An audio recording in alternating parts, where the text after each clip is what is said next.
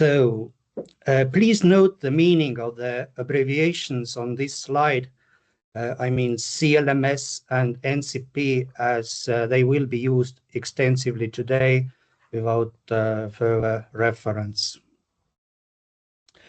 This is already the second meeting in this format that we are organizing together with the European Environment Agency. And we are very pleased to have colleagues from EEA joining us today. I could see them already. The working language of this meeting are Estonian and English. And if a presentation is in English, please feel free to ask questions in English as well.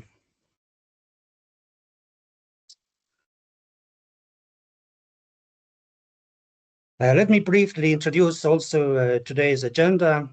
At our very first meeting, we focused mainly on the CLMS products that are most relevant to Estonia. Today, we will look more at the future development of CLMS, which will be presented by colleagues from EEA. In addition, colleagues from the Estonian University of Life Sciences and the Estonian Land and Spatial Development Board will introduce new remote sensing products that are developed in Estonia. Ja nüüd ma lülitan kiiresti eesti keelele ja teen sissejuhatuse, et mis asi see riiklik koostööprogramm üleüldse on. Et asja tuum on selles, et EA on CLMS-toodete vastutav arendaja ja kellele eraldatakse selleks sihtotstarbeliselt vahendeid.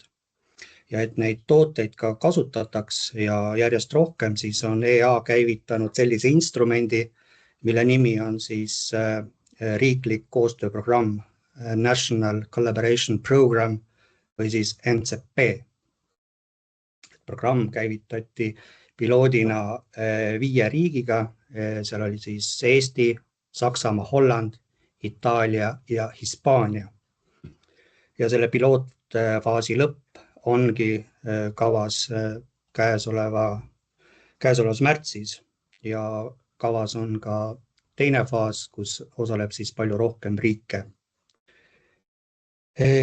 Ja mis asi see NCP siis on, et seda tuleks tegelikult mõista kui infovahetuse vorm liikmesriikide ja EEA vahel, aga ka liikmesriikide endi vahel. Ja selle kaudu siis soovitakse saada infot kasutajate vajaduste kohta, uuritakse erinevaid toodete kasutusvõimalusi ja jagatakse omavahel kogemusi. Ja kusjuures selle kasutajate vajaduste selgitamine on muutunud äärmiselt oluliseks ja aktuaalseks, et sellega soovitakse lõpule jõuda käesoleva aasta lõpuks, et milliseid tooteid EA võiks arendada järgmisel eelarveperioodil. Ja see EA roll ja huvi on siin oluline, sest see toodete arendamise maht aastas on sel ja järgmisel aastal suurusjärgus 20 miljonit eurot ja järgneval eelarveperioodil kindlasti palju rohkem. Nii, ja tundub, et see NCP on päriselt käima läinud, et riikidevahelise koostöö raames on siis Keskkonnaagentuur tutvustanud oma analüüsi rohealade jahutava mõju kohta Eesti linnades ja siin on kasutatud Tree Cover Density andmestikku ja samuti oleme ise ja pakkunud ka Eesti kaugseire ekspertidele võimalust osaleda koolitusel, mille korraldasid Itaalia ja Hispaania kolleegid. Oma NCP raames pole me igale tegevusele NCP silti külge kleepinud ja seda ei pea ka tegelikult tegema. Küll aga jälgime me Kauris pidevalt nii Kosmosenõukogus, Kaugseire nõukogus kui ka Euroopa kaugseiremaastikul toimuvat ja püüame panustada oma teadmist erinevates suundades siis. ja ilmselgelt käsitletakse mõlemal tasandil kaugseire arenguid ja vajadusi. Ja nüüd kõige olulisem, et vaadates ettepoole, muutub üha olulisemaks, et kaugseireteenused toetaksid Euroopa poliitikate seiret ja aruandlust. Seda on siis EA poolt mitmel puhul rõhutatud ja neid arendusi siis on kavas teha seoses mullaseire direktiivi ja looduse taastamise määrusega. Koos siis kõikide nende kasvavate andmemahtudega on tekkinud ka loomulikult uued küsimused ja eelkõige siis andmetaristu ja arvutusvõimekuse kohta.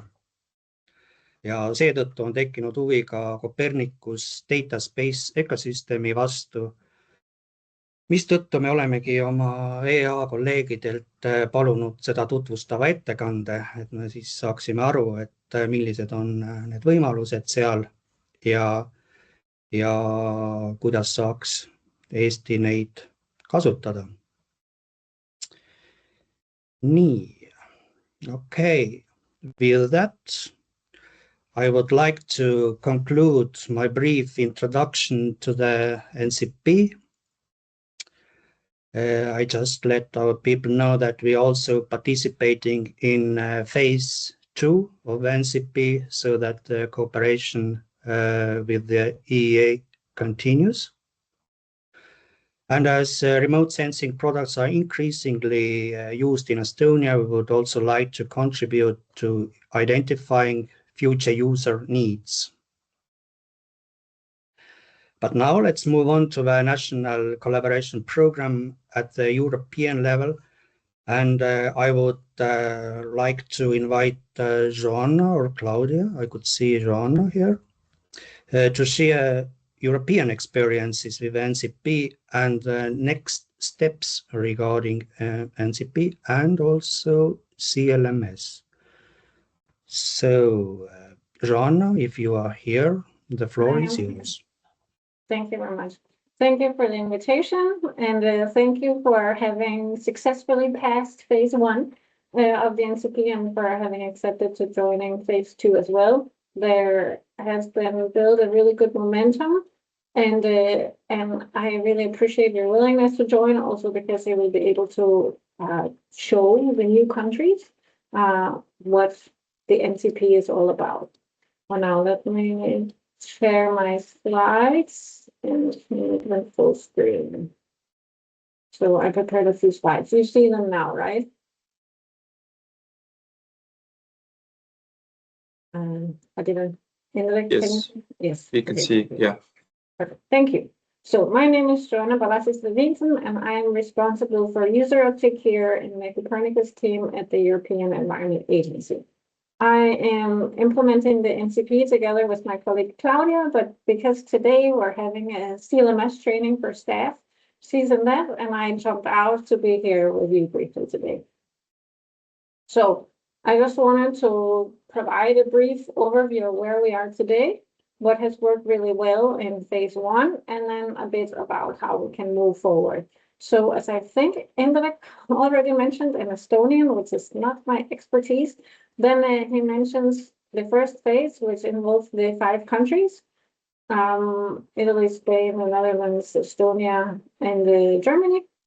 All these 5 countries have accepted joining phase 2 as well, which is very pleasing, together with 15 other countries. So we have all the Nordic countries, except for Denmark, and lots of Southern and Eastern European countries on board. And that is really pleasing because we don't have so much contact, especially with Eastern European countries. And we're really excited to start building that contract now. So all the countries, in order to join, need to sign the Memorandum of Understanding. And 4 countries have done that so far. Estonia is still in the process, and as is many others, but it's fine. We're signing them now, so we can start phase 2. Now, looking back, I'm hoping that these few slides on what worked really well in phase 1 can inspire you for your work in phase 2. One of the things was the publication of use cases, because we would really like to highlight the work that is ongoing in your country. So by publishing a use case on, in this case, an Estonian application, which involved the tree cover density in a forest product. And then we published a story on our website and also create some social media attention around it. So we have published many stories of PhD students, for instance, and it's a good way to expose them and their work, to get some public attention around it. Then we have a framework for visiting PhD students who can come and sit in our team, in our CLMS team here in Copenhagen, and stay for 6 to 12 months. The PhD student has to work with one of our products, of course, and there is a process to apply. And this process will restart again in April, so we will soon publish a call for interested PhD students, and then we will see.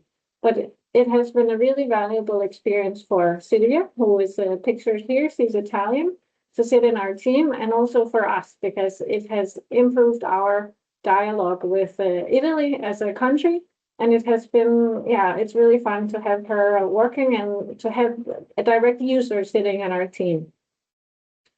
Having a visiting PhD student for 6 to 12 months staying in our team is involving some work. There has to be an application procedure and a contract signed and so on, of course, because he gets a laptop, the person is becoming part of our team, like the person working here at the EUA. What we also noticed in phase 1 is that if a visiting researcher comes just for 2 weeks and has a lot of good questions for different product owners, there's no need for any real application or contract or anything. So we had a German colleague coming from BKG, Saskia Foster, and she stayed here for 2 weeks in relation with an IONET meeting in November, and had this long list of questions to different team members, and also obtained a really valuable insight into how we're working, and of course strengthened our dialogue with Germany in this case. And that is really easy to plan, because we just need to find a good time where the respective people are in town and don't have missions, and then someone can come and sit with us, and we can strengthen this dialogue between your country and us. Other really successful events were meetings, and here I'm highlighting 2. The first was a German one. They had a land and focus workshop in September, which was online. And of course, when you have an online event, then you can reach a big crowd of people. So they had 230 attendees and had lots of presentations, both from, I think there were 5, 6 colleagues from my side contributing, and then also a lot of national experts. And so they were discussing land from different focus areas and talking about both CLMS and national level products. And what was really valuable for us was also being involved in this. It was a 1.5 day workshop, I think, but also the fact that the Germans then published a survey amongst the participants about the use of Copernicus, of CLMS data. What kind of products and why are they used, for what purpose, why not, what are the barriers? And a lot of really valuable questions for us that we can feed into our evolution of the service. That was very valuable. Another valuable meeting was held in Spain in February on site. And it was about the contribution of the CLMS to emergency management. And so the idea was to bring together the relevant actors in Spain on forecasting and rapid response and land recovery regarding national natural disasters. And here we had both the participation of our CLMS project lead, Ursula Donethar, who you see in the picture on the right, but we also had people joining from the Copernicus emergency service, emergency management service. So when you start organizing meetings, we see if we can contribute and how we can contribute. And we have also in other meetings had both CLMS experts from our side, the EEA joining, but also from the Joint Research Center, because as you may know, the land monitoring service is implemented by us and the EEA for the European products, and then by the Joint Research Center for the global products. So we really try to to support you in the best way possible by pulling the strings that we have within the CLMS and with other Copernicus services, because naturally we have a close collaboration. And so these meetings can be really valuable, hopefully for you in the countries, but certainly also for us, because it strengthens our collaboration. Another activity is the so-called focus team, and that is a means for us to bring together countries interested in discussing the same topic. And we have one now running on urban ecosystem monitoring, it's called, and it concerns the support to the countries of implementing the nature restoration regulation.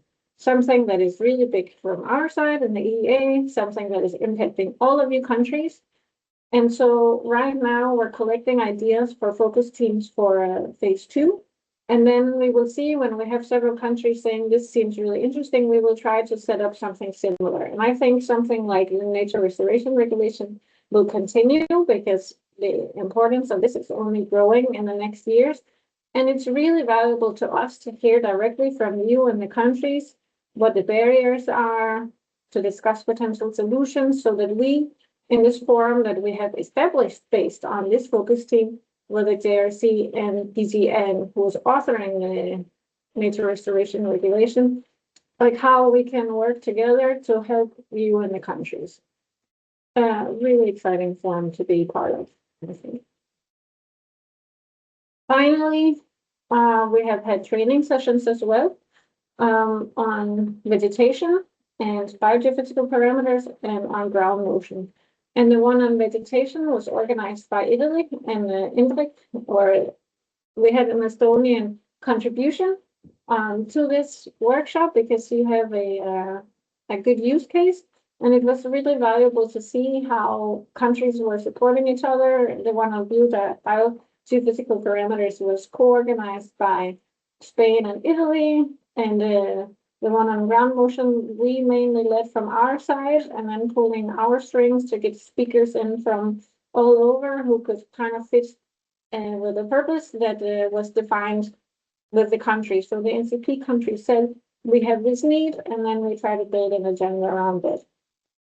And then finally, we have a yearly networking event, our NCP General Assembly, which is really the key place to be to get to know each other, because a big motivation for us with the NCP is bringing everyone together so we can learn from each other and with each other.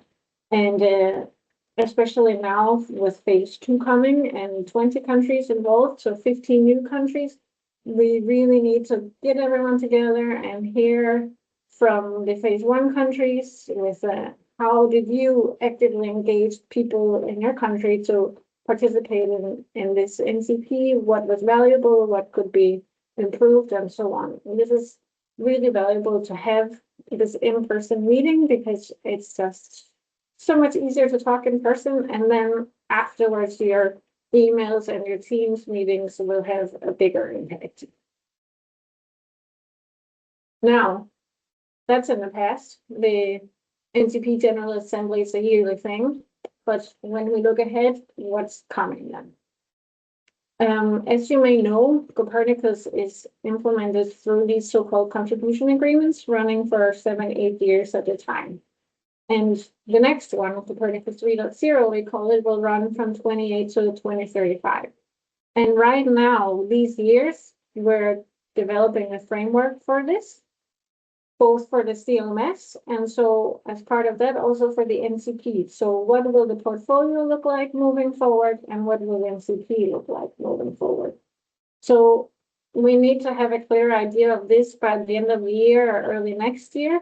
And so one of the stops on the road to define this framework for Copernicus 3.0 is that the CLMS team, so the EEA, the Joint Research Center, and our Director General have reached out to Estonia to organize a meeting to collect input for the CLMS evolution from Estonia. We are also collecting feedback through the NCP, because there is a final report that needs to be written, and any user needs that you can come up with, please make sure to flag them there so that we have something in writing, like this is Estonia's need. Then we are organizing an NCP seminar in Brussels in the end of September. The institution inviting is DT DEFIS, but developing the agenda this year is on us. And we are scoping the seminar around Copernicus 3.0 and the NCP. So what will the NCPs look like moving forward? And this goes regards the CLMS, but also all the other services with NCP. So how can we strengthen our collaboration also? Can we do something between the Copernicus services, or how can we benefit from one country being involved in maybe 3 different NCPs? Ours, the atmosphere service, and the climate change service, for instance. And then we have the quarterly Copernicus user forum meetings, and maybe something can also be brought up there and flagged where Estonia would like to highlight something. For instance, that the current NCP budget is quite small. We're aware, but this was the best we could do for phase 1 and 2, and this is exactly why your input is needed moving forward, because we really need the countries on board in this. That was it from my side. I'm very happy to take any questions and to hear from you. So please let me know. And we're looking forward to the continued collaboration. Thank you very much, Joanna, for this excellent overview of NCP and next steps. I actually have a question, and that is regarding the country visit. And have you already have those country visits, and where, and what have the experiences been so far? Yeah, I'm not personally joining these meetings. There has been one with Germany, and there is one with Italy, I know, scheduled for the 13th and 14th of April. But it really is typically a one-day meeting where you will be able to sit down and go through the portfolio and talk about what your needs are, maybe for existing products, but also for new products, potential new products, because now is the time to provide us with this information. So I don't know about the specific outcome of past meetings, but if you have specific questions, I can ask you. Okay, good. The key is just to have this dialogue with you so that we make sure that we catch anything. We will definitely make preparations for that meeting, and we will work on with that issue. That is very certain. Are there any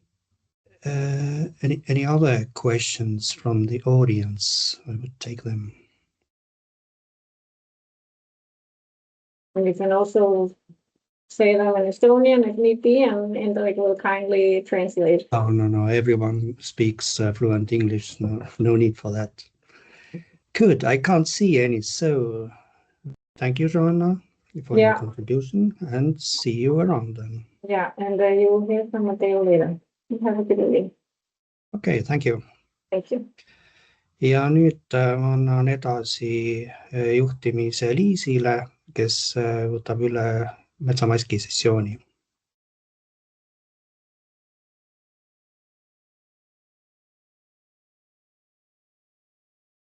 Tere minu poolt ka. Olen Liis Lille Keskkonnaagentuurist ja siis järgmine ettekanne käsitleb meil Metsamasti metoodikat. Metsamasti metoodika koostati teadus- ja arendusprojekti raames ja selle eesmärk või ülesanne oli leida siis parim metoodika metsamaa pinna ja piiride leidmiseks ja siis ka selle kaardi iga-aastaseks loomiseks. Ja metoodika lähtub siis nii Eesti metsamaa definitsioonist kui ka FAO metsade ressursi hindamise definitsioonist. Ja see töö siis metoodika valmis ja võeti vastu 2025 aasta lõpus ja selle tulemusena ja selle metoodikaga siis oli ikka kaasas 5-meetrise resolutsiooniga või piksli suurusega metsamask. Ja metsamaski tutvustab meile lähemalt metsastatistika ja metsandusliku modelleerimise kaasprofessor Allan Sims Maaülikoolist. Palun, Allan.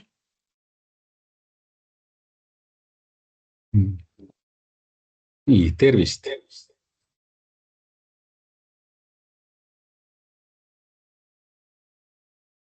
Nii, tutvustan siis natukene seda metoodikat.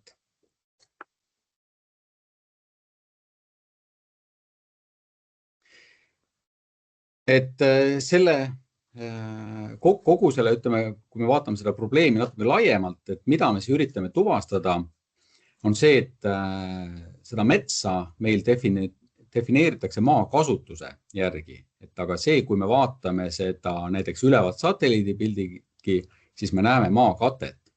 Aga seega meil on vajalik tuvastada ka see, et mitte ainult mida me seal näeme, vaid tegelikult ka seda, mis on inimese otsus.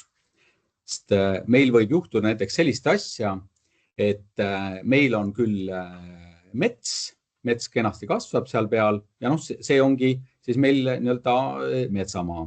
Aga see võib olla ka selline, et meil on lihtsalt puittaimestik, aga see puittaimestik ei tähenda kohe automaatselt metsa ja näiteks kui on meil viljapuuaed või on park, siis tegelikult see eesmärk on midagi muud. Ja seega ei kuuluda metsamaa alla. Teine pool on see, et metsamaa võib olla ka ajutiselt puudeta ehk näiteks raiesmik ja siis sellisel juhul me leiame ala, kus puid ei ole, aga ta kuulub siiski metsamaa alla ja siis kõige kindlam on see, et kus ei ole ei puid ega ka eesmärki, mis on siis mitte metsamaa. Nii et see on üks pool, siis, mis teeb kogu sellega metsamaa tuvastamisega keerukamaks. Ja metsamaa puhul siis me vaatame selliseid erinevaid asju, et üks on see, et ta on vähemalt mingi kindla suurusega pindala, nüüd juba sõltub definitsioonist, et kui suur ta on, et kas ta on seal alates 0,1 hektarist, on ta 0,5 hektarist, ehk siis, et me ei saa ka vaadata ainult üksikud puud, et meil peab olema ikkagi selline suurem grupp. Siis teine pool on selline kõrguse kriteerium ette antud, see sõltub nüüd erinevatest definitsioonidest. Ja kolmas siis selline kriteerium puude järgi on just see võrastiku katvus, liitus, ehk siis, et jälle erinevatel definitsioonidele järgi, et kui palju ikkagi neid puid peab seal olema, et seda saaks nimetada siis metsamaaks. Ja kui me vaatame neid ka erinevaid definitsioone, siis näiteks Eesti selle definitsiooni kohta võime öelda, et see on selline füüsiline hetkeseis, et pindala peab olema vähemalt 0,1 hektarit, puittaimestikud peavad olema kõrgusega vähemalt 1,3 meetrit ja võrastiku liitus vähemalt 30%, et siis sellisel juhul loetakse seda metsamaaks. Siin muidugi täiendav on see, et kui see on olnud varasemalt ka metsamaa, ehk siis see on lageraie järgne, kus selline, siis need kriteeriumid ei ole olulised, siis läheb ta selle alla, et ta on olnud varasemalt metsamaa, et ta lihtsalt on ajutiselt puudeta. Aga et kui me vaatame ja ütleme, see Eesti definitsiooni järgi on lihtne seal koha peal mõõta seda kõike, siis FAO definitsioon, ta erineb natukene, et seal on pindala vähemalt 0,5 hektarit ja võrastiku liitus on üle 10%, kui Eestis oli 30%, siis FAO puhul on hoopis see näiteks, et seal peavad kasvama sellised puud, mis on võimelised saavutama vähemalt 5 meetrit kõrgust. Ehk siis, et siia alla käivad ka sellised puuliigid, mis Eesti definitsiooni järgi ei anna metsamaa välja, aga FAO definitsiooni järgi nad lähevad. Võtame näiteks see, et Eestis on juba ka metsakorraldusjuhendi järgi öeldud, et kui meil on kas pihlakas, toomingas, siis isegi sellised ei ole metsamaa, et need on siis pigem siis kas põõsastik, kui nad täiesti eraldi seisvad, aga et nad eraldi ei anna seda välja metsamaa definitsiooni, aga FAO järgi oleks ka sellised. Ja nüüd, kui meil on neid mitmeid erinevaid asju, millega peame arvestama seal, siis me ei saa tegelikult seda metsa kõike võtta ainult ühe andmestiku alusel ja seetõttu me peame hakkama vaatama neid erinevaid andmestikke ja nende alusel siis kokku seda kõike kombineerima. Et me saame neid kombineerida just kaugseeriast, kui me vaatame, on siis meil täna need Sentinel-2 andmed, muidugi on võimalik ka seda Landsati kasutada, aga lihtsalt Landsat käib aeglasemini ja tema piksel on lihtsalt suurem, et see Sentinel-2 võimaldab meil lihtsalt saada seda tulemust täpsemalt. Siis meil omal Eestis mõõdetakse ka aero laserskanneerimisega andmeid ja lisaks on see, et need kaugseire andmed ei võimalda määrata seda omaniku eesmärki, et seetõttu on siis kasutusel kombineeritakse ka Eesti topograafia andmekogu andmetega ehk siis nende ETAG-i andmetega. Ja kui me nüüd vaatame seda satelliiti siis lähemalt, et siis Sentinel-2 on selles mõttes väga hea, et piksel on 10-meetrine ja aga ta küll jäädustab seda taimkatet, aga temal on siiski ka sellised probleemid, et ta ei näe läbi pilvede ja ta ei näe tegelikult seda puude mõõtmeid, ehk siis ta näeb seda metsakatust, ehk siis lihtsalt kuidas ta pealt välja paistab, aga ta ei saa meil anda mõõtmeid. Ja teine pool siis selle satelliidipiltidega on veel see, et me küll loodame, et meil on selline kena ühtne andmestik üle-eestiline, mis on tervelt ja pilvevaba, aga reaalsus on tegelikult see, et meil on selline killustatud ja osaliselt siis varjatud andmestik, ehk siis, et on nii pilved kui ka siis pilvevarjud, mis siis häirivad meil tegelikult seda pilti, et seda pilti ka siis töödelda. Ja kui vaadatagi, et milline on siis need satelliidipildid, kuidas need ribad lähevad, meil on siis valdavalt sellist 3 orbiiti, on siis orbiit number 36, 79, 136, mis siis katavad erinevaid osi, et neid natukene on ka, mis rohkem seal ida või lääne servast on, aga lihtsalt ka metoodikas oleme ette näinud, et neid 3 orbiiti kasutada, et oleks piisav andmestik lihtsalt selle töö jaoks, et lihtsalt vähendada seda andmemahtu, millega siis seda tööd teha.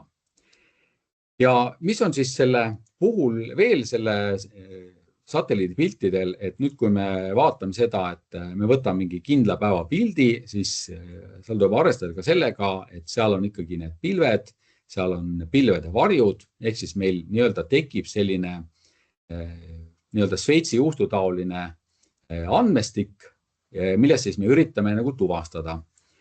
Ja tulemuseks on see, et meil on selline andmestik, mida me tegelikult päris hästi ei saa ruumiliselt sellise tehisintellekti abil ehk siis masinõppe meetodite abil analüüsida, sellepärast et tal jääb ikkagi puudu sellisest ruumilisest kontekstist. Et kui me võtame näiteks seda, et mis näiteks parandab sellist hinnangu tõenäosus on see, et kui me ütleme, et näiteks, et mingi piksel on metsas ja tema kõik naaberpikslid on samuti metsas, siis tõenäosus on suurem, aga kui naaberpikslid on ikkagi pilve tõttu ära lõigatud, siis meil lihtsalt see kontekst kaob ja küsimus lihtsalt selles, et see matemaatiliselt ei anna enam sellist tulemust, sest kui ikkagi näiteks pooled pikslid on meil sealt ära lõigatud, siis, ja me arvestame ainult naaberpikslitega igal ühel mingi teatava kaaluga, siis 100% tõenäosuse asemel saame hoopis ainult 50% tõenäosuse, sellepärast et 50% pikslitest on lihtsalt puudu ja olemasolevate pikslite summa ei anna enam seda 100% välja. Ja seetõttu ka selles käesolevas töös me küll algselt analüüsisime ka seda võimalust kasutada seda ruumilist konteksti paremini, aga siiski selgus, et me sellise mudelit ei saa kasutada ja seetõttu me peame seda asja ka natuke teistmoodi vaatama.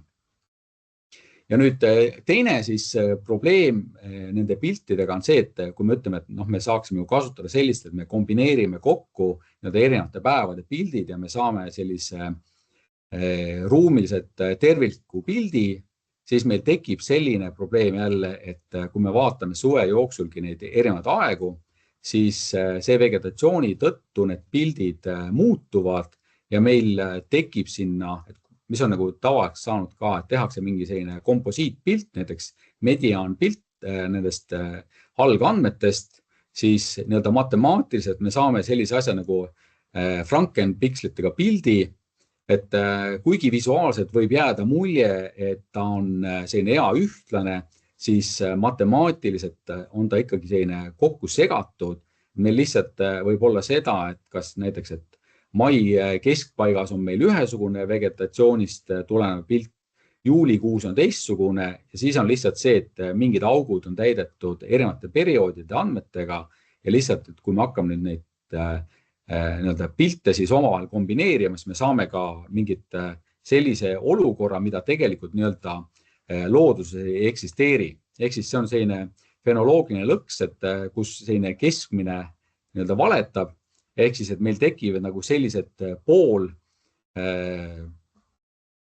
vahepealsed sellised andmed, mida tegelikult reaalselt nagu looduses ei eksisteeri.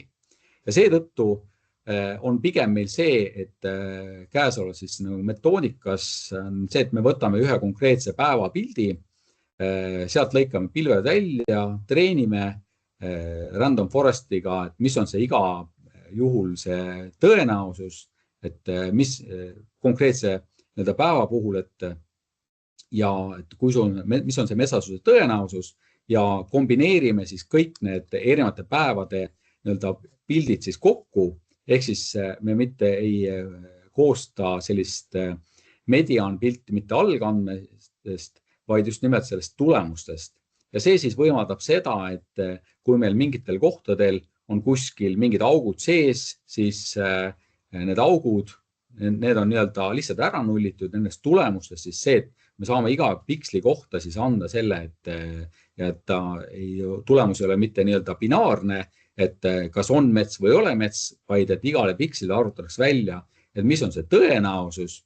Ja näiteks, et ühel juhul ütleb, et tõenäosus 78, siis järgmisel hetkel ütleb 85 ja lihtsalt sellisest saab selle keskmise, mis on siis nii-öelda vaheproduktina. Me saame öelda, et mis on Sentineli andmete alusel või selle optilise satelliidi alusel siis ka see metsa enda see tõenäosus.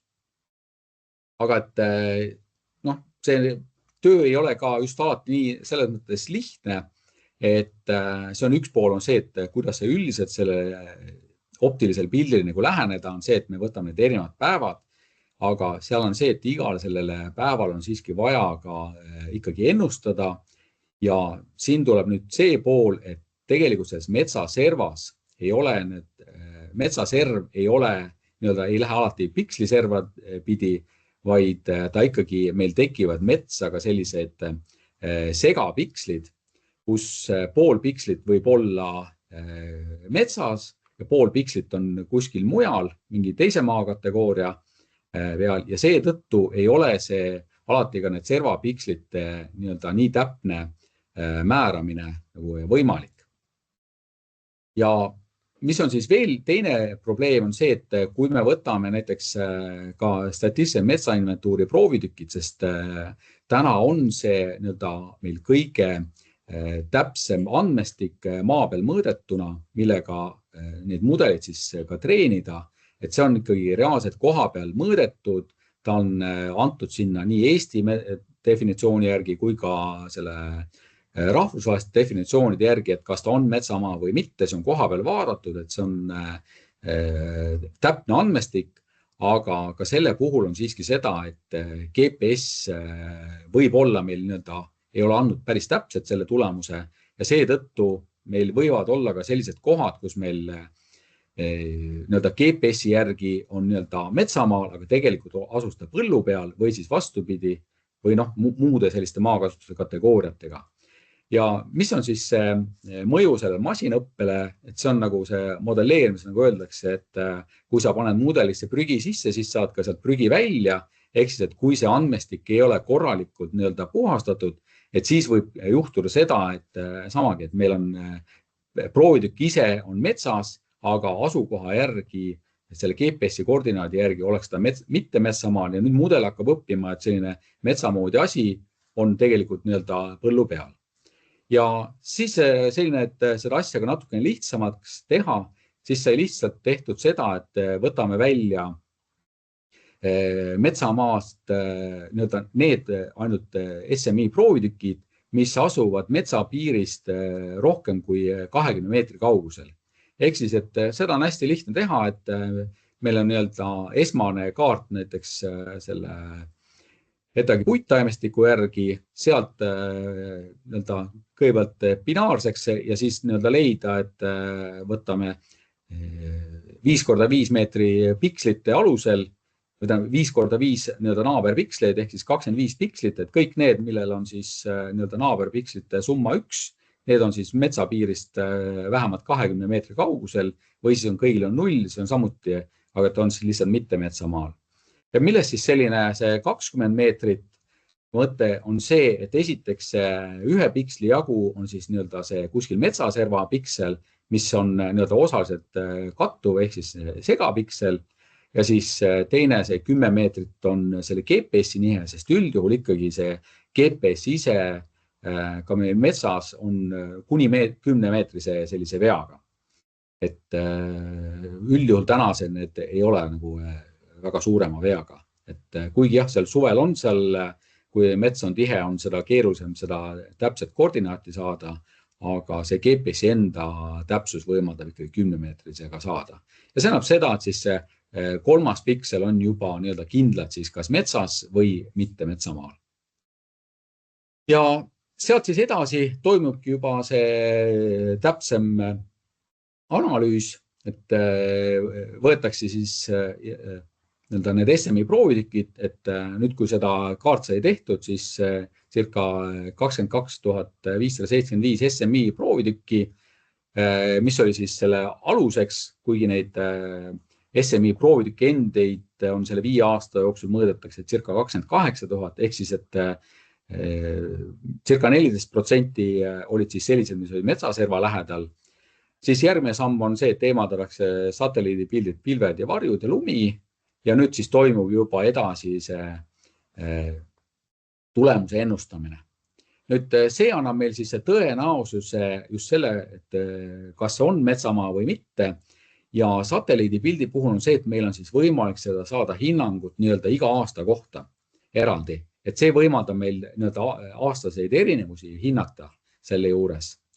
Nüüd teine pool on see, et kuna see satelliidipilt ei näe meil vertikaalselt, siis selle juures me saame kasutada täiendavat lidari andmeid, mis annab siis meil juba selle kõrguse ja see siis võimaldab meil hinnata ka selle järgi juba, et kas meil see puittaimestik on piisavalt kõrge ja samuti siis võimaldab ka hinnata just seda katvust, et kui suur on see liitus, et täita siis neid vastavad erinevad kriteeriumi, kas Eesti kriteerium 30% või siis rahvusvaheline kriteerium 10%, et seda siis võimaldab juba see lidari andmestik. Ja siin siis saab ka seda, et kuigi et lidari andmed ei mõõdeta meil üle Eestit igal aastal, meil on võimalik kasutada kõige uuemat lidari andmestikku antud piksli kohta ja kui me ikkagi leiame selle, et meie lidari andmetel on näiteks piisav katvus olemas, siis me saame ka mõned aastad tagasi piisav katvuse kõrgus ja meil tänane see optiline pilt ütleb samuti, et metsasuse tõenäosus on suur, siis see ikkagi peab ka paika, et kui meil ei ole mõne aasta vanust andmestikust, me ei saa seda, et seal oleks piisavalt puittaimestikku, siis tõenäoliselt ei ole ka tänaseks sinna sellist puittaimestikku tekkinud, et me saaksime seda metsamaaks lugeda. Nii et see on siis selle lidari puhul, me ei saa igast aastast, aga me saame alati kasutada selle kõige uuemat või siis, kui me tahame ka varasemate aastate kohta, siis selle varasema aasta kohta kõige ligi lähedasem. Ja nüüd üheks keerulisemaks pooleks on siis kogu see inimese poolt eesmärk seatud on see, et sellest metsast siis lõigatakse välja näiteks hooned. See on see, et kui meil on seal metsa sees mingid teed, siis pannakse sinna selline 5-meetrine puhver juurde ja sellepärast on ka see tehtud selline 5-meetrise piksliga, et just need metsavaheteed ja kraavid tuleksid ka natukene paremini välja, sest muidu on see, et kui meil on 10-meetrine piksel, siis sellisel juhul meil lihtsalt need metsateed kaovad ära või nad on lihtsalt liiga laiad seal ja see annab meil juba natuke suurema siis selle veaga kogu sellest tulemusest. Ja siis, kui me nende erinevaid andmeid siis kokku paneme, siis saabki näiteks see, et kui meil ütleme näiteks, et ETAG andmetes on see märgala, aga lidar näeb, et seal on kõrge puittaimestik, siis kirjutatakse üle, et see on nüüd metsamaa või siis ETAGis on kirjas, et see on lageala, aga Sentinel-2 näeb, et seal on metsa tõenäosus on kõrge, siis samuti nii-öelda kirjutatakse üle, ehk siis, et seal on ette antud metoodiks ka kindlad nii-öelda maakasutuse kategooriad, mis on ETAGis antud, et millisel juhul üldse arvatakse, et see võiks olla metsamaa. Ja siis lõplik see tulemus pannaksegi nende erinevate kihtide alusel kokku ja saadakse see metsamaa ja antud töö juhul siis saime sellised, et kui me võtsime ka, testisime kogu see lõpptulemust SMI andmetega, siis 97,4% oli siis see täpsus, ehk siis, et SMI proovitükid vastasid ka selle metsamaskile ja kappa koefitsient oli sel juhul ka see 0,947, mis on siis nagu väga kõrge. Et lihtsalt võrdluseks, et kui me testisime seda erinevate ruumiliste mudelitega, siis me üle 80% ikkagi seda ei saanud. Ja samuti, et see ajaline stabiilsus võrdlesime mitmeid aastaid järjest, siis see korrelatsioon ikkagi naaberaastate vahel oli üle 95%. Nii et ja muidugi jah, mis on see paindlikkus, et kuna need erinevad definitsioonid eeldavad erinevaid kriteeriumis ka see, et lidar andmetest on võimalik ette anda piir, et kas meil on seal 10% katvus, on meil 30% katvus ja samuti sellest kõrgusest ja samuti ka sellest metsa nii-öelda minimaalsest pindalast on siis võimalik teha neid erinevaid väljavõtteid, et saada seda siis lõplikku metsamaski. Nii et see oleks siis minu poolt ülevaade sellest.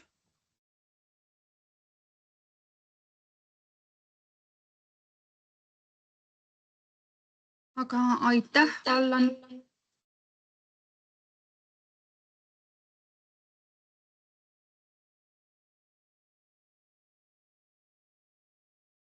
Aitäh, Allan, selle väga põhjaliku ettekande eest ja Keskkonnaagentuuri poolt lihtsalt veel kommenteerin, et meie jaoks on see metsanduse kaugseires on metsamaski metoodika väljatöötamine väga-väga oluline. Seetõttu, et metsamask on niisugune aluskiht paljude teiste metsanduse kaugseire arenduste juures. Ja näiteks nagu kõrgus- ja tagavarakaardi tegemise puhul. Et kui aluskaart on õige, siis on ka teised andmestikud õigemad. Ja suur väärtus on ka see, et tõesti, et me saame selle metsamaski, et see metoodika siis võimaldab meil saada metsamaa pindala eri definitsioonide järgi. Ja see oleks praegu minu poolt kõik. Veel kord aitäh, Allan. Ja ma nägin, et chatis oli Meelis tahtis küsimusi küsida, et praegu saate siis Allani käest veel küsimusi küsida. Palun. Tere, aitäh. On praegu ette nähtud väike küsimuste võimalus või kui ei ole, siis saab edasi lükata?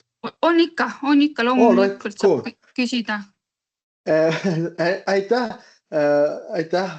Allan, kelle ees nimi praegu on Indrek Laas, aga ühesõnaga, mul oli hea meel kuulda, et see kappa koefitsient oli kõrge, sest mul on hästi kõrge kappa koefitsient, aga et see väga võimas tulemus nagu esmalt, et nagu uskumatu lausa ja kõva töö. Mul on lihtsalt sellised lihtsad küsimused, mis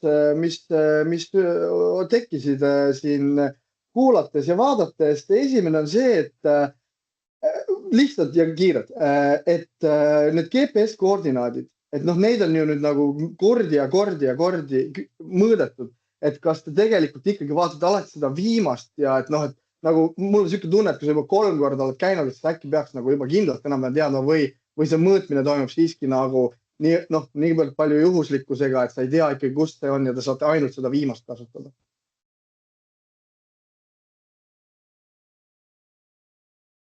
Selle GPS-iga on see, et praegu me oleme kasutanud, ütleme, praegu sai kasutatud selle väljatöötamisel, et just need SMI viimase 5 aasta andmeid lihtsalt sellepärast, et vältida seda nii-öelda prügi sisse, prügi välja, et juhtumit, et kui ma võtan 15 aastat vanad andmed ja seal tegelik olukord on juba muutunud, siis ma ei saa seda nii-öelda praeguse selle definitsiooni järgi ka kasutada.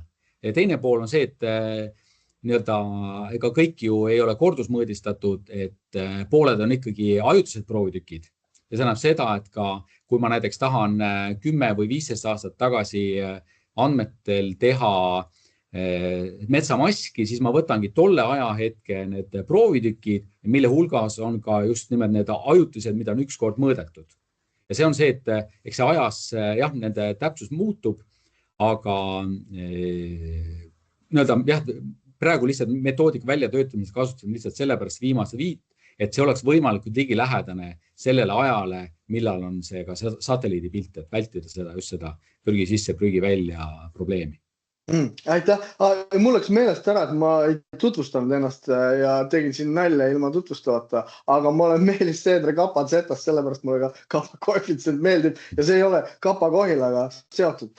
Aga siis on mul küsimus lidari kohta, et lidari pealt kõrgust vaadata, kust täna tunnete ennast mugavalt selle miinimumkõrgusega, et noh, et kas 1,3 on juba, te saate öelda, et lidari pealt, et ma julgen öelda, et 1,3 ma näen ära ja siit ma julgen joone tõmmata. Et nagu, kuskil, kas see on? Metoodikas tegelikult siin sai ette pandud tegelikult piiriks 2 meetrit lihtsalt sellepärast, et võtame näiteks samagi sooalad, kus meil on ka kevadisel ajal kogu aeg mingi kõrge taimestik, et meil tegelikult see maapinna enda kõrgus ei pruugi vastata selle, et me tahame lidari järgi saadud see, mis on maapinna tegelik kõrgus, sest see ka lidar võtab see ikkagi taimestiku pealt ja seal võib lihtsalt tekkida neid probleeme. Ja et teine probleem on see, et kuna see ei taba alati just puude lattasid, siis sellest tulenevalt et olla natukene kindlam, et lihtsalt see piir sai natukene suurem pandud. Aga see tegelikult mõjutab väga väikest osa sellest kogusest, rohkem just selliste madalate aladel piiritamisel on see. Okei, väga cool. Ja viimasena lihtsalt, ma ei tea, kellele see küsimus on, aga et kas mask läheb avalikuks või kuidas selle kasutamisega olema saab ja aitäh, Allan, veel kord.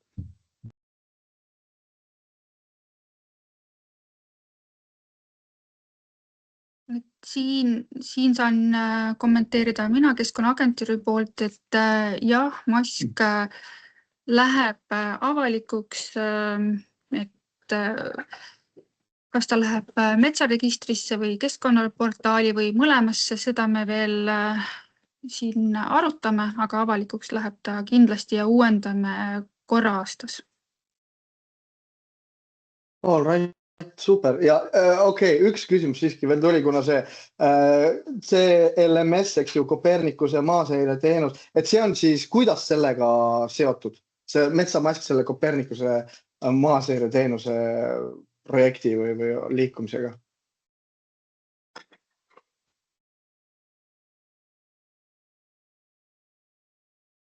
Nii, ega ta nüüd niimoodi otse üks ühele ei ole, küll aga, et me oleme kasutanud seal seda Sentinel-2 ja et me teeme seda oma vajadusteks.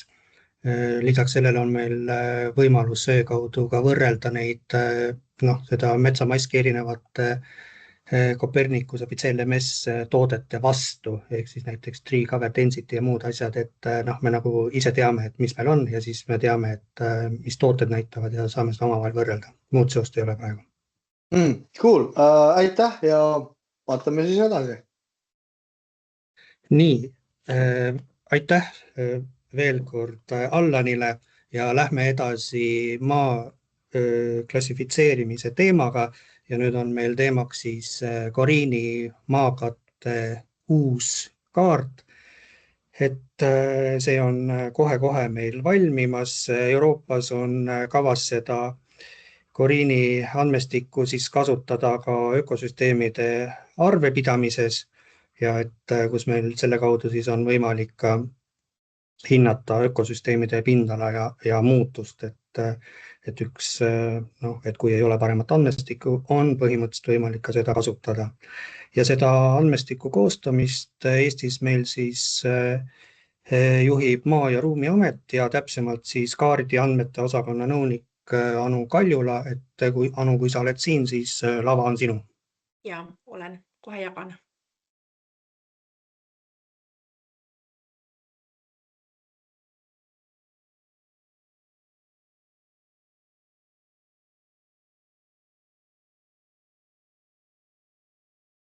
Kas tuli?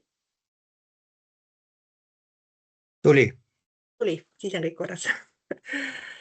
See pealkiri on küll, tere, mina olen siis Anu Maa- ja Ruumiametist, nagu juba enne tutvustati. Ja see natuke eksitav on võib-olla see pealkiri, sest et iseenesest me ei tee kaarti, vaid me teeme kaardi andmeid. Nii palju siis sellest. Minu ettekanne nüüd ei hakka vaagima seda, et kuidas on muutunud looduses midagi või maakasutus muutunud, et seda saavad teha teised siin aasta pärast võib-olla või paari pärast, sest et andmed ei ole veel praegu valmis, see on alles lõppfaasis. Aga ma pühendan ennast siis natuke Coriinile, et sissejuhatust teha, ma ei tea, kas kõik teavad, mis see on, siis satelliitandmetele, kuidas me neid valima pidime ja mida me kasutasime ja siis kogemusele ja õppetundidele, mis sellest projektist nüüd me saime. Nii, siis Coriini kohta, et Coriini landcover on siis kogu Euroopat hõlmav ühtne maakatte kaardistamise raamistik, mille eesmärk on pakkuda võrreldavat ja standardiseeritud ja ajas jälgitavat infot maakasutuse ja maakatte muutumiste kohta. Kuna kõik osalevad riigid kasutavad samu reegleid ja satelliitandmeid, on võimalik analüüsida maastike arengut mitte ainult ühes riigis, vaid ka riikide vahel. Selline üle-euroopaline süsteem toetab keskkonnapoliitikat Euroopa Liidus ning ruumilise planeerimise otsuseid ning teadusuuringuid. Coriinis kasutatakse 3 tasemega standardiseeritud legendi, mis koosneb 44 maakatte klassist. Meie siin Eestis kasutasime küll ja kasutame kogu aeg on 32, sest meil puuduvad piinavara ihtandused, kõrbealad ja siuksed asjad. Ja alates metsadest ja põllumaadest kuni tehisalade ning märgaladeni ja veekogudeni. Ja see tagab, et maakatted kirjeldatakse kogu kaardistusala ulatuses ühtse sõnavara samade kategooriate abil. Ja see loob tugeva aluse rahvusvaheliste võrdlustega ning aitab vältida olukordi, kus riikide andmestik erinev metoodika alusel ei ole võimalik kasutada. Siis andmed on, kõigepealt kutsuti ellu Euroopa Komisjoni poolt 85. aastal. Esimesed kaardiandmed valmisid 90. ja nüüd on siis valmivad, arvatavasti selle aasta lõpuks saavad nad avalikuks need viimased, millega meie tegeleme. Ja Coriin annab laia ja strateegilise ning üldistatud pildi kogu riigi ja ka Euroopa maakatte struktuurist. Kuna minimaalne kaardistusühik on 25 hektarit, ei ole eesmärk jäädvustada iga väikest põllulappi või hoonete komplekse, vaid esitada suured ruumilised mustrid, kas siis on metsad, põllud, tehisalad ja nii edasi. Ja selline lähenemine on ideaalne regionaalsete trendide jälgimiseks. See näitab suurt pilti, mis muidu jääks siuke killustatud või liiga detailne. Ja sellel aastal tähistab siis ka Coriin oma 35. tegevusaastat selle sündmuse puhul avati spetsiaalne Coriin 35 portaal, kus antakse ülevaade arengutest alates 90. aastast. Seal on kaardilood, mis näitavad, kuidas Euroopa maastik 35 aasta jooksul muutunud on intervjuud ekspertidega, kes on seda projekti vedanud ja kes on seal osalenud, ja erinevad siis riikide lood ka. Ja siin on näha siin slaidil ka, meil Eesti on nagu väga õnnelik, kuna meil on väga korralik kataloog, kuidas täpselt kaardistada, väga põhjalik, väga paljude piltidega, nii et meie meeskond oli täiesti uus ja see oli meile nagu väga kasulik. Ja see on koostatud siis Kauri eelkäija ja poolt. Meiner on see autor. Siis natuke tehnilistest põhimõtetest algul oli juba juttu, et see minimaalne kaardistusühik standardkaardil on siis 25 hektarit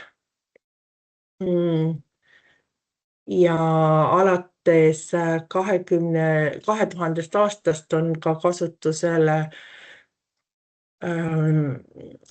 kõrval on kasutuses ka see muudatuste kiht, see on siis Coriin Change, mis on standardkaardist detailsem, seal on siis miinimum 5 hektarit ja kus võrreldakse järjestikuseid satelliitpilte siis käesoleval aastal 2018 ja 2024, et tuvastada kõik tegelikult maakatte muutused.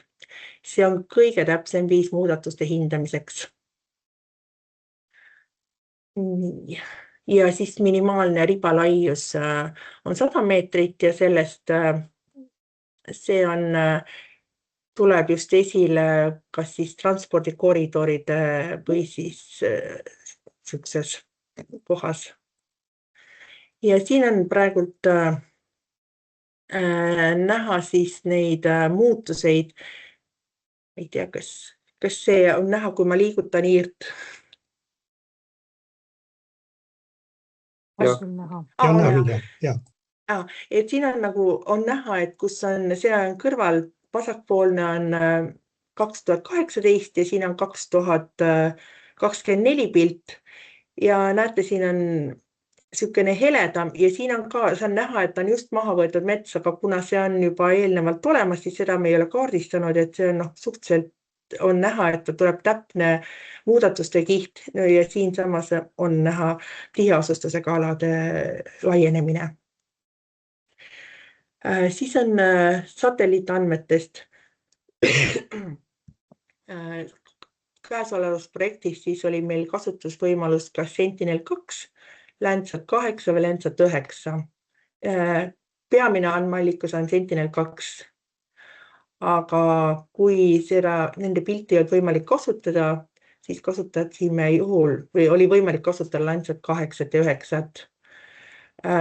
Sentinel-2 pildid on eelistatumad, nendel on kõrge ruumiline lahutusvõime ja sagedasem korrutusülevaatluse tõttu lennud.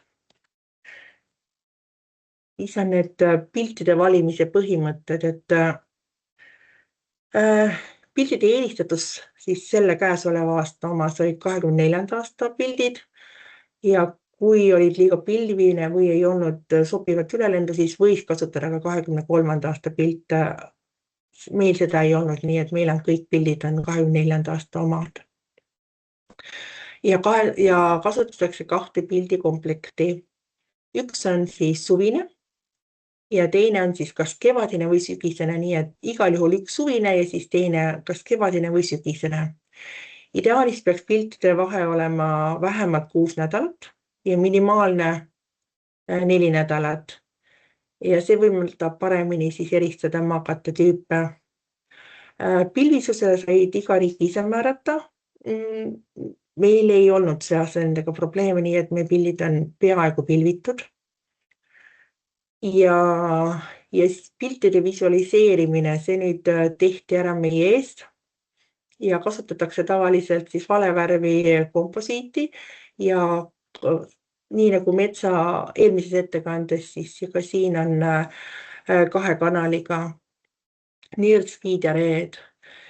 Ja see kombinatsioon aitab paremini eristada näiteks metsi ja põllumajandusmaid ning märgalasid. Siis andmeallikad, siis mida me kasutasime, sellest on juba eelnevat juttu, et me kasutasime Sentinel-2 pilte, siis visuaalprodukt 18. aasta omad ja need 24. aasta omad olid pigem selleks, et kui Euroopasse läksid andmed kontrolli, et need saata. Ja siis ja piltide ja komposiitidest oli ka enne juttu. Ja samuti kasutasime ka, mis olid meil põhilised, olid VMS teenuste kaudu ortofotod ja ka siis kasutasime oma satilao pilte. Neid on väga lihtne võtta.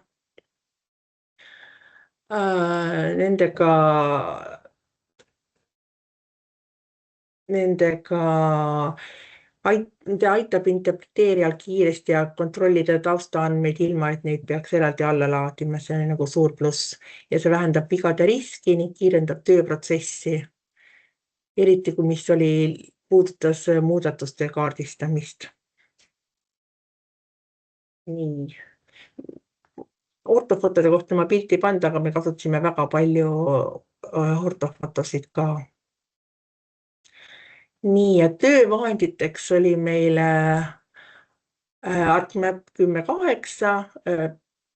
Ei kasutanud ArcProd sellepärast, et me Maaeluruumiametis alles läheme sinna üle ja meil puudusid need töökogemused, nii et ka ArcMap olime juba kasutanud siin paarkümmend aastat, mis on Esri tarkvaraga. Ja siis põhitöövahend oli Interchange ja see on Coriini projekti töövahend, mis on loodud spetsiaalselt maakatte muutuste tõlgendamiseks ja andmebaaside uuendamiseks. Programm võimaldab parandada olemasolevaid polügoone, muuta koode, parandada vigu enne muutuste kaardistamist ja toetab muutuspolügoonide loomist. Ja uute Coriini koodide määramist 2 sünkroonis töötavas aknas.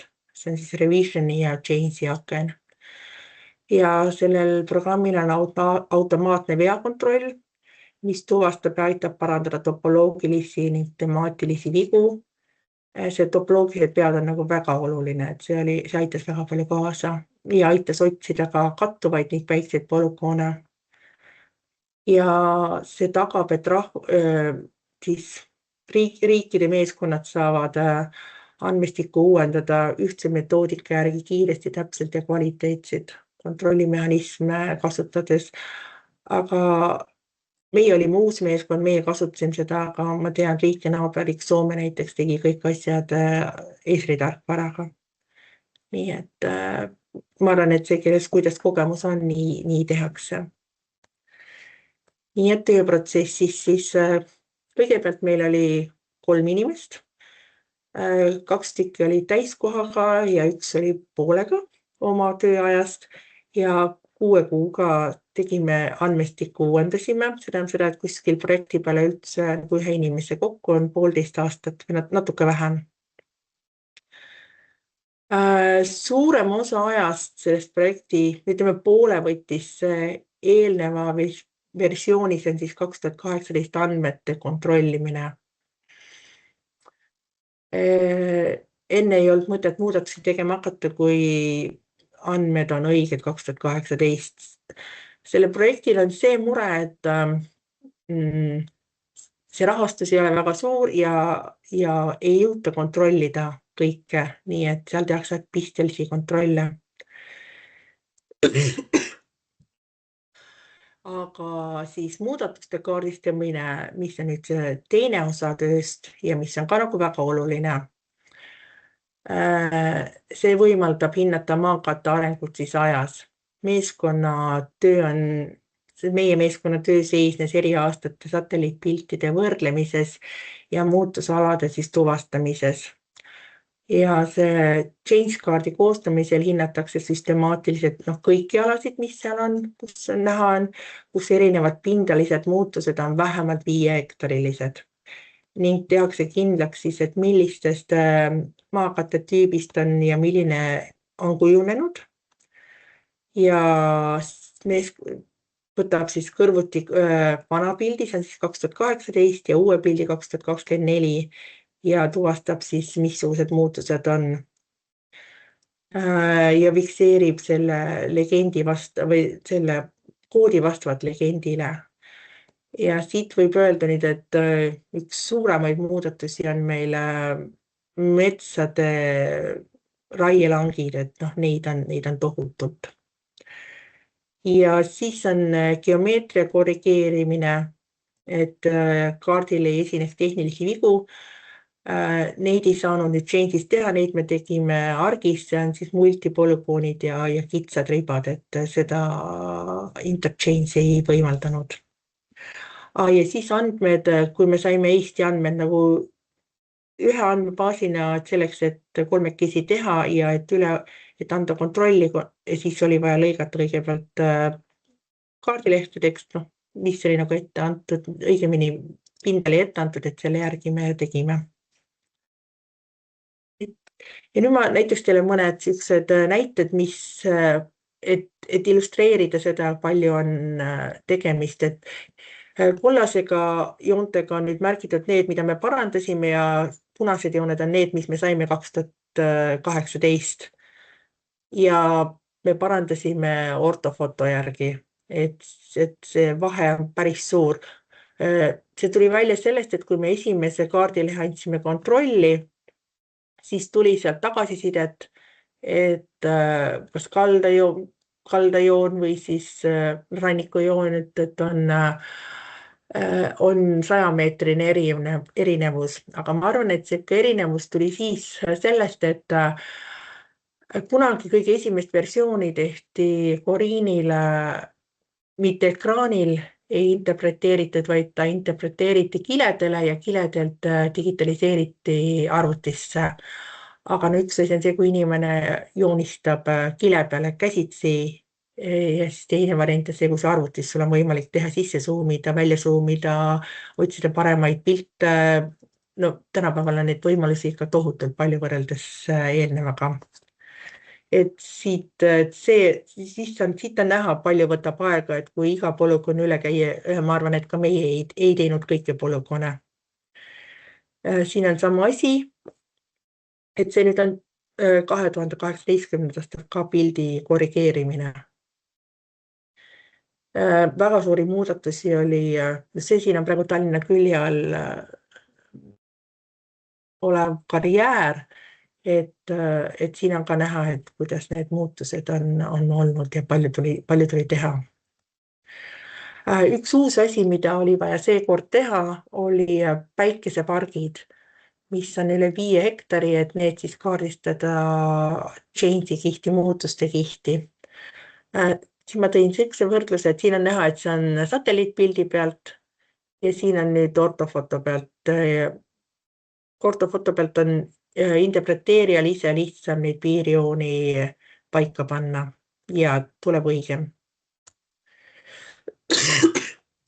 Pärast seda, kui me olime andmed valmis saanud, kõigepealt ühe kaardilehe, siis me saatsime selle kontrolli ja saime eksperthinnangu tagasi väga põhjaliku kirjalikult objektide kaupa. Siis tegime ülejäänud andmed ja nüüd ongi praegult meil kontrollis 3 kaardilehte ja loodetavasti järgmise nädala lõpuks saame tagasisidet ja siis saame nagu lõpliku kinnituse.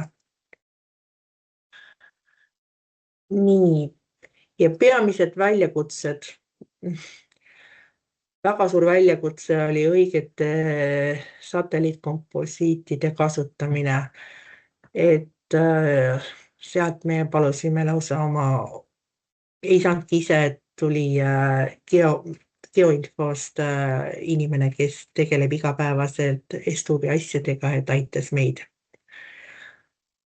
Aga siis olid muidugi ka piiripealsed klassid, kuna Coriinil meil ei lõppenud Eesti piiriga ära, vaid tegime ka osa Venemaast, et seal olid väiksed Niisugused arusaamatused, mida me nõustajatega siis rääkisime. Ja õppetunnid. Loomulikult projekti käigus suurenes meeskonna võime kiiresti ja täpselt lugeda satelliitpilte, eristada erinevaid maakattetüüpe, tuvastada muutusi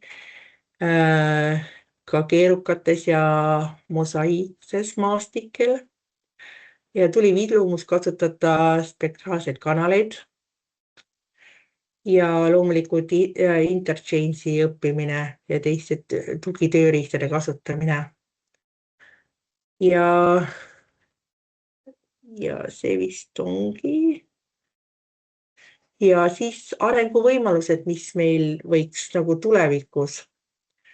Et tulevikus oleks võimalik rohkem kasutada masinaõppe ja pildituvastuslahendusi, mis võiksid leida satelliitpiltide automaatsed potentsiaalsed muutuskohad. Ma arvan, et see vähendaks käsitöö mahtu ja suunab interpreteerijate tähelepanu just neile aladele, kus on need muutused kõige tõenäolisemad. Ja loodetavasti projekt jätkub, et see ajarida oleks veel pikem. Ja miks ka mitte andmete sidumine riiklike andmebaasidega ja ka siis satelliitipõhise analüüside arenemine. See on tulevikku, et see ei tea, kas see nüüd nii läheb, aga loodame, et nii on. Ja minu poolt on ülevaade tehtud, antud. Nii, suur aitäh, Anu, selle väga põhjaliku ülevaate pealt eest. Seni, kuni teised mõtlevad oma küsimust, ma tulistan kiirelt enda omad, et kas teil tekkis ka selliseid huvitavaid kõrvaltooteid või uusi andmekihte, et mida saab veel kusagil mujal kasutada, olgu siis näiteks ETAC-i täpsustamisel või kus iganes? ETAC-i täpsustamisel on see väga keeruline, sellepärast et nominaalmõõtkava Corinis on 100 000 ja ETAC-is on 5000. Et see peaks olema pigem vastupidi. Et kahjuks ei sellest ETAC-ile mitte, aga meil on teine asi on küll. Me vastutame samamoodi ka Eurographics'i kaardi andmete eest ja selle mõõtkava on 250 000. Ja seal seda ma hakkan nüüd üle vaatama aprillis, et ma arvan, et seal me saame seda kasutada. Aitäh, ma näen, et Kristil on veel käsi püsti. Tere, minu poolt aitäh. Kristi Uudeberg Keskkonnaagentuurist. Aitäh ettekande eest. Tahaks küsidagi just, et kas selliseid maakattekaarte kasutatakse ka tihti koormuste modelleerimiseks, näiteks toitainete koormuste modelleerimise sisendina, et saada aru, mis toimub veekogu valglal. Kas te võrdlesite näiteks nüüd enda Corine, ETAC-it, et kui sarnaseid pilte nad tegelikult annavad selle maakatte kohta? Me ei ole veel seda võrrelnud, see oli küll plaanis, aga kuna meil on praegult ei ole andmed 100% valmis ja meil on nad praegult veel lõigatud kujul, et kui me oleme selle lõpetanud, seal on niimoodi, et on 2018. aasta andmebaas ja siis on see uuenduste andmebaas või muutuste andmebaas. Kui need andmeplaasid on nüüd kontrollitud, siis nad sulandatakse üksteise sisse, et siis me saame nagu õige andmebaasi, mis on nüüd 2024. aasta oma. Et natuke vara, järgmine kord. Okei, ja siit oleks tegelikult teine küsimus, et millal oleks lootus seda 2024. aasta kihti, mis praegu nagu 2018 on nagu internetis saadaval, et millal see 2024. aasta saaks meile kätte saadavaks, et saaks oma analüüsist kasutada? Ja, plaan oli tegelikult, et suveks, aga kuna see projekt viibis, oleks pidanud algama 2024. aastal juba. 24. aastal, aga see algas peaaegu 7 kuud hiljem. Et ma loodan, neil praegu plaanis on, et see aasta lõpuks avalikustatakse. Aga eks ole näha. Aitäh! ja Meritil ma näen, on veel küsimus, et millised on levinuimad maavatte muutused, mis jäävad alla 5 hektari ja Mida ei mida kaardistata. koriiniga ei tuvastata, jah. Minu meelest, tähendab, minul niimoodi kogemustest ei silma praegult seda, et minul sattusid need kaardilehed, mis olid Rail Balticu trassi peal. Seal on avatud üsna palju väikseid maardlaid, mis ei läinud kaardistamise alla, et see on niisugune. Ja muidugi see meie metsa on väga mosaiikne, metsakõlvik või metsapolükond või mis iganes. Et meil on, kui sa vaatad nagu pilti või andmeid, siis see tundub nagu väga nukker ja kurb, aga ma rohkem ei kommenteeri, sest see ei ole päris minu teada. Et see on niisugune.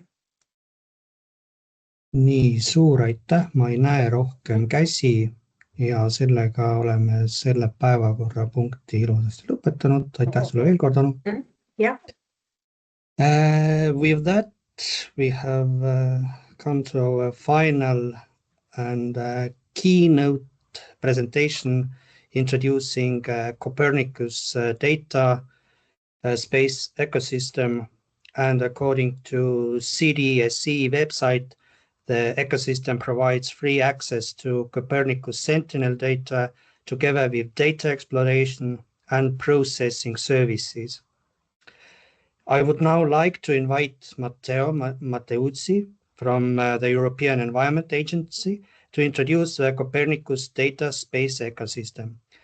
Matteo, please take your time. There's no hurry. We are very much waiting and expecting your presentation. The floor is yours.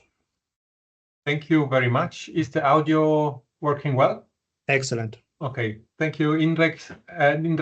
Greetings to all, to Estonia here from Copenhagen. I'm very excited to do this presentation. I am working here at the European Environment Agency in Copenhagen, and I'm part of the Copernicus Land Monitoring Service team. I'm not responsible of data production. These are several of my colleagues doing. I'm not responsible for user uptake, but I'm responsible for making the data accessible. I'm responsible for the cloudification process that we are doing right now. And cloudification is not just moving the data to a cloud location, but it has a deep impact on the data format to make data accessible efficiently on the cloud. It has impact on the metadata, so how to make data searchable and findable on the cloud. And in fact, with the cloudification, the data provision has become a way more complex activity than it has been in the past. In the past, probably all of you know, like I do also know, you were looking for a data set, you downloaded it, and you were working on your local premises or with your infrastructure. With the big data that we are facing now, especially with Sentinel-1 and Sentinel-2 mainly, this is not anymore possible. So we had to, actually since years already, we had to move the processing and the working environment to the data, where the data is, because data is so big, so huge that you cannot do large-scale processing on your local premises, because first, hardly anybody has the infrastructure to host and to process this data. And secondly, it is simply too much data to move all this data through the internet to your local storage. At CLMS, we have been cloudifying or migrating our services on data to the cloud since quite a while, since I think 2019 this started. So the products that we are producing since 2018 or 19, they are already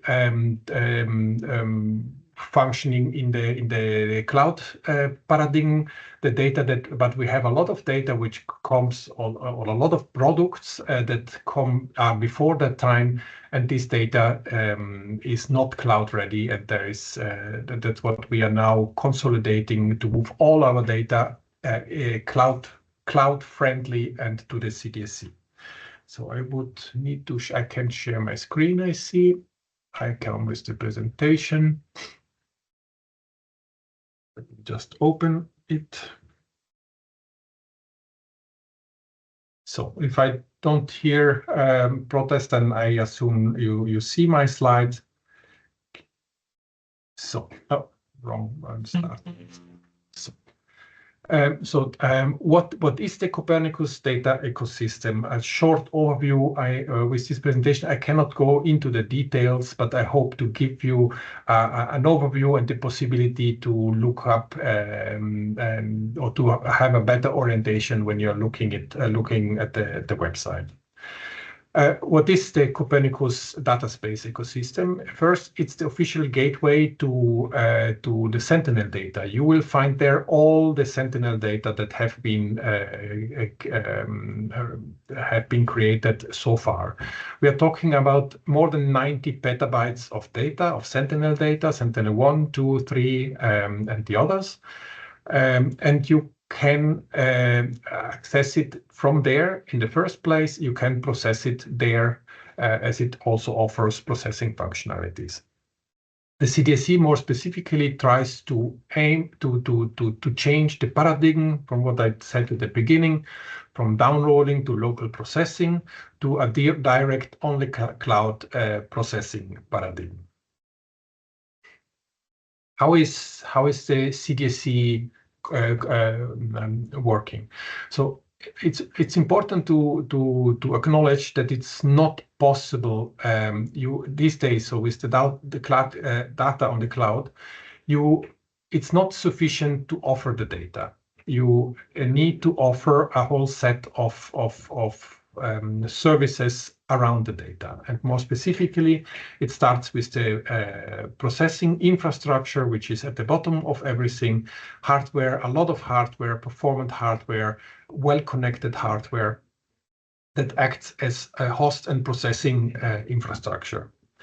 Then the CDSC is the authoritative source of the Sentinel data. It's in the process of becoming the authoritative source of CLMS data and the Copernicus contributing missions. The contributing missions, if you don't know, they are the very high resolution data which come from contributing sensors or third-party sensor, and are available to Copernicus services. Then it is a standard interface, advanced data analytics, and cloud service. And this is very, very important because this is the layer where you are working with the data when you are working on the CDSC, but I think also generally on cloud platforms. So it's a standard interface. It offers you tools where you can deal with thousands, 10,000s of files. You can't do that by hand anymore. You need to have an interface, how you are going to query, to find the data, to select the data. And then it also offers advanced data analytics. So you can apply algorithms, you can upload your scripts, and you find there on the CDSC also a quite rich set of already existing algorithms to apply on your data. And then it's cloud services, basically. If you need to scale your activity, then you can purchase the cloud processing resources that you need to process your data. Then every user you need to register. The registration is for free, and every user gets a free contingent of processing units. So with your user, you can do some processing. But as soon as you want to scale, you will need to buy the processing resources. It's like in the past, you were buying your computer or your computer server infrastructure. In this case, in the cloud paradigm, you are renting it or you are buying the use of online infrastructure. Now there are standard free users, but there are also public authority type of users, which typically come with a higher and larger capacity of pre-processing. We have been testing this, and these capacities allow you to do quite some playing on the system and understanding the functioning of the system. So it's quite substantial, luckily. Then there are the data and services onboarding and federation possibilities. So when you have, for instance, want to process your product in combination with a Sentinel or with a CLMS product, you can onboard your product to the CDSC to make it accessible through the same routines for you and you only, and process it together with Sentinel data. So you can bring your data to the Sentinel data, but you can also run your services, which you're offering to your customers. You can run them on the CDSC, where you find the processing resources, but also the data to create these tailored services. And then it's a continuous innovation and evolution, fostering the development of an European ecosystem. Basically, the system is in continuous evolution, and we can, having this in one consolidated system, we can channel all the evolution that is ongoing in the EO world, and we can make sure that the system remains always innovative and modern in terms of data accessibility, and services. So now to the cloud processing paradigm. So basically, we are talking about the cases where we have really big data, large data extents, and this is opposed to the download and process locally paradigm.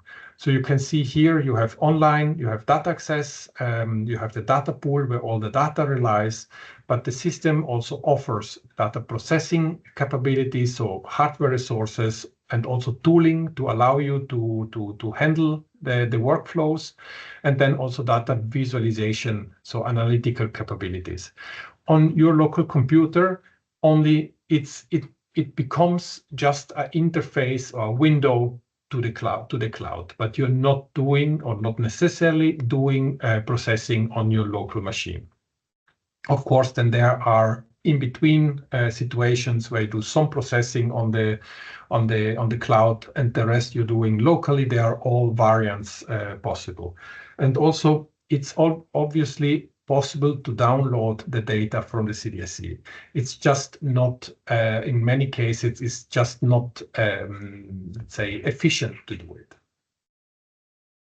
So just a few examples of services and what they result in. For instance, we have the catalog APIs, which return lists of data sets. So you can use it to search a data set in your area, in your time frame of your choice, and the type of products. This is searching and finding the products. There are visualizations, so OGC services, which return you a map. Then there are processes, batch processing, where you can apply the algorithms that you want and you need to on data that is hosted on the CDSC, and it returns to you the result, typically a raster product. There are also statistical tools which aggregate, for instance, aggregation statistics of an area where you upload a polygon, and then it can calculate the important or key summary statistics. Then there is this bring your own data, where you can upload COG or ZAR files. These are two different raster formats, and where you can then work with your data on the cloud together with the many files, or the big pool of Copernicus data, Sentinel and CLMS and so on.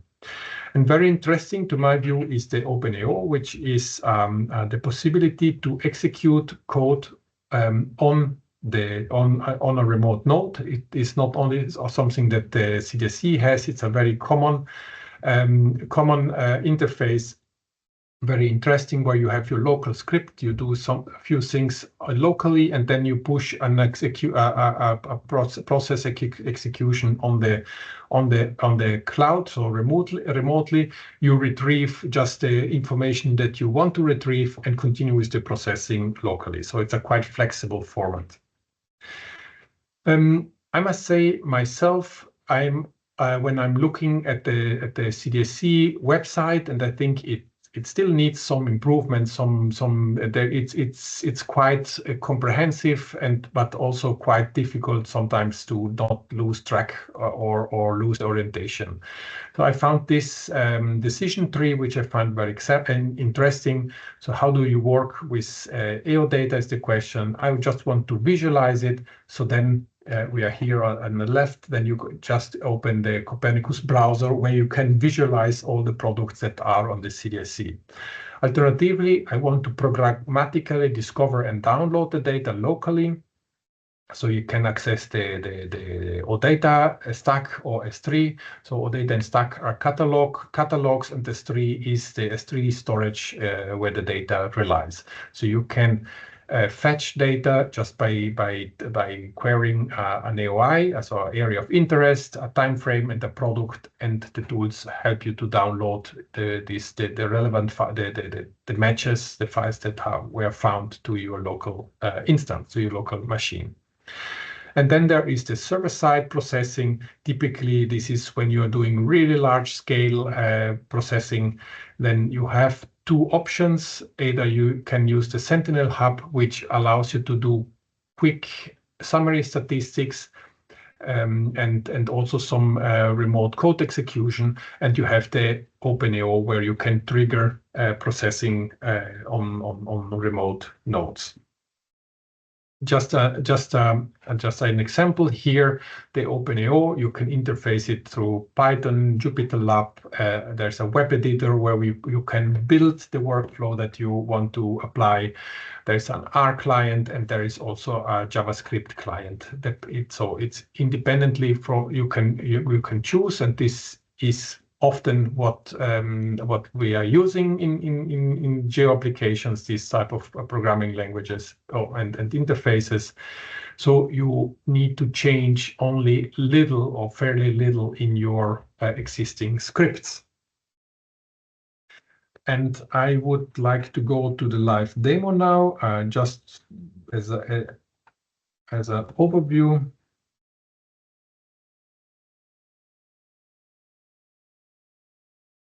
This is how the CDSC presents the main page.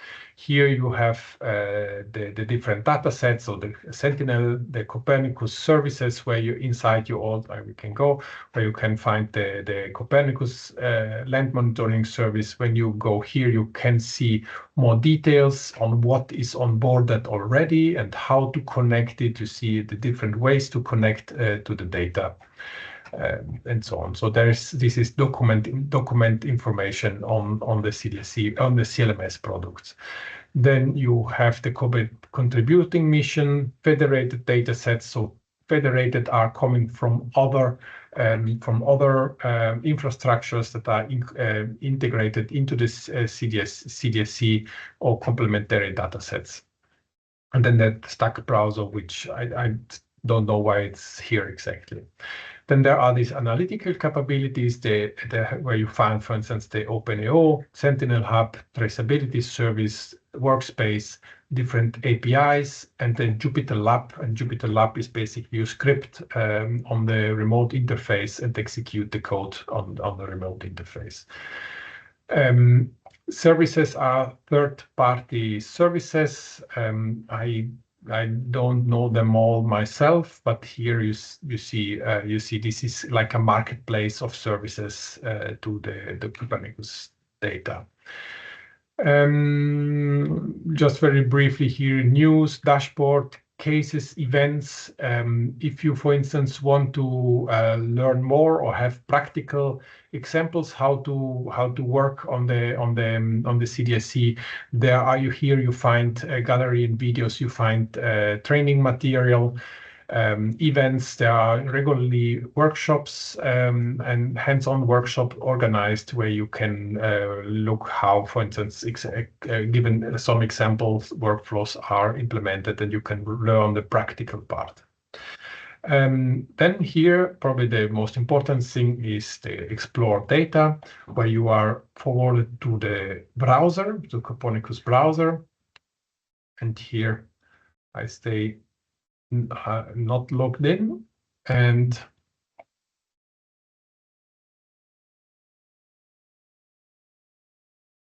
bit slow. Oh, here we are. The data collections, where you see all the sentinels, or most of the sentinels, and here we stay with our service, for instance, the Copernicus Land Monitoring Service.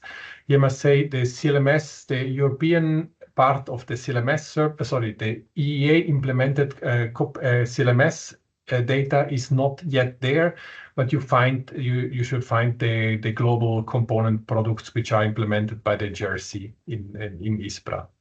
You can search for the data like this, and now what the global land cover map, where you can visualize it. Let's go to Estonia. Visualize it, and that these are basically web services. This is surely a very interesting product, web services. And then if you want to download data, you're typically going into search, where you can again search the different data sets, for instance, like this, dynamic land cover, 10-meter global. And then in principle, we're not going down this way, but in principle, you can select and download the data set to your local infrastructure, which you're doing here. I think this is it. Indrek, if there are questions, I'm happy to take them. I hope there will be some, but I'll be the first. First of all, thank you very much for your very well structured and very clear presentation. And it gave us an excellent overview, what to expect, and discover even further. But now I have a just simple question. Do you see that any member state, say Germany or Estonia, could have some public service running in CDSC? In fact, this is one of the goals of the CDSC. So we are again in the problem that we have so much data. It's so difficult to so inefficient and so difficult to basically take a copy of the data, and being it the entire Estonia can also lead to massive data volumes. So the setup of the CDSC is indeed to allow for this type of applications. It's basically user applications, being it a member state, being it a company, but it allows you to use the infrastructure and offer your tailored services on the CDSC. But it's always a question of pricing or something, whether to build something for your own or to use the service, and that is always Yes. a nice calculation. What I can say on this, so if you are migrating your things, your workflows that you have built around your ecosystem, if you intend to move to the cloud, this often entails that you have to work on redoing your processes, your scripts, and you also often need to train people that are to be able to work on a new infrastructure. So this is why the Commission has being aware of this, the Commission has tried to set up a long-term goal. The CDSC contract is now running in total 6 years, and until end of 2028. And already the extension until 2032 is already kind of, they're working already on the extension. So they're really aware of this, that it's an effort, it's an investment to move to the cloud. So they want to have it a stable, efficient ecosystem and also long-term. So that allows you to have a long planning horizon. Okay, thank you. I can see that Meelis wants to ask something. Yes, thank you. Thanks for the presentation. Good to see. I'm from a company that is using Sentinel data every day to make valuable things for different institutions and clients, and that's really great. And it's good to see you developing this data ecosystem. I was just wondering, what's the user level there? Is it good? Do you want like a lot more, or is it already reaching capacity? And is there a trend? Like, is it more and more users, or is it stable? And what's the situation with that? Yes. So it maybe depends with whom you compare it. I guess that Google Earth Engine or the Amazon Cloud are still way bigger than everything that we can offer in Europe.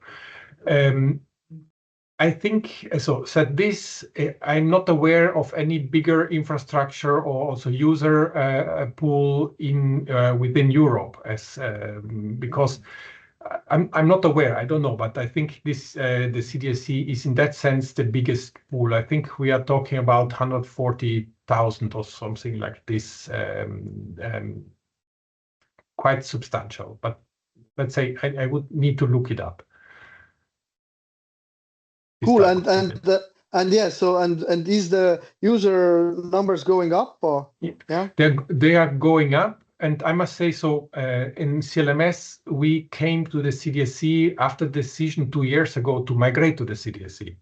So we are also kind of users. You know, we are basically onboarding onto a system which exists already, and which was tailored on satellite data. And we are trying to bring our background, our expertise, our specific need, and our perspective of what users need to the CDSC. And I think with this, we are also able to push it a little bit into into the right direction. So, and yeah. All right, perfect. Thank you, and good luck with everything. Very valuable. Thank you too. Are there any other questions? Okay, can't see. So I would conclude that there would be other trainings or information seminars coming regarding this CDSC. I know that they are coming, so please keep us informed, and we will come to your meetings. Okay, great. Then Yeah. If you go to the website, to the CDSC website, you can also subscribe to upcoming events, so you won't miss them. Okay, so Okay, but thank you very much. thank you a lot. Bye. Bye. Nii, lugupeetud eksperdid.